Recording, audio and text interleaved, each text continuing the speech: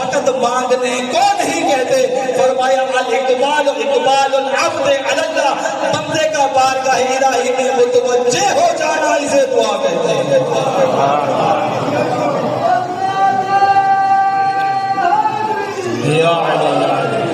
آپ اپنی سماعت کو تھوڑا سا اور بلند کیجیے، میں نے اور آپ کی معرفت میں اضافہ کرنا ہے۔ اب پہلے مرحلے میں ہم نے یہ سمجھا دعا کیا ہے، بندے کا اللہ سے مانگنا، مانگنے کو دعا کہتے ہیں۔ لیکن اگر معرفت کی وادی طے کرتے کرتے تھوڑا سا معرفت کا سفر کریں تو پھر معرفت کا اور دروازہ کھلا تو ہمیں معلوم ہوا دعا مانگنے کا نام نہیں، اللہ کی بارگاہ میں متوجہ ہونے کا نام ہے۔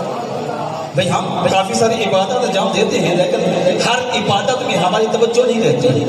ہم نماز پڑھتے ہیں تو ہماری توجہ منتشر ہو جاتی ہے، ہم تلاوت قرآن مجید کرتے ہیں تو ہماری توجہ منتشر ہو جاتی ہے، ہم دعائیں پڑھتے ہیں تو ہماری توجہ منتشر ہو جاتی ہے۔ کتنی ساری عبادتیں ہیں ہم انجام دیتے ہیں لیکن ان میں ہماری توجہ نہیں رہتی۔ اسی لیے کہا کہ یہ جو دعا ہے یہ مانگنے کا نام نہیں بلکہ بارگاہ الہی میں۔ میں نے اس سے بڑے سے آگے، اس جملے سے آگے میں نے بہت بڑا جملہ کہا ہے، آپ کی توجہ منتشر ہوگی، آپ کی توجہ منتشر ہے، میں دیکھ رہا ہوں، میں نے بہت قیمتی جملہ کہنا ہے، یہ مقدمہ باندھ رہا ہوں۔ پہلے مرحلے میں کہا کہ دعا مانگنے کا نام ہے، دوسرے مرحلے میں کہا کہ دعا توجہ کا نام ہے۔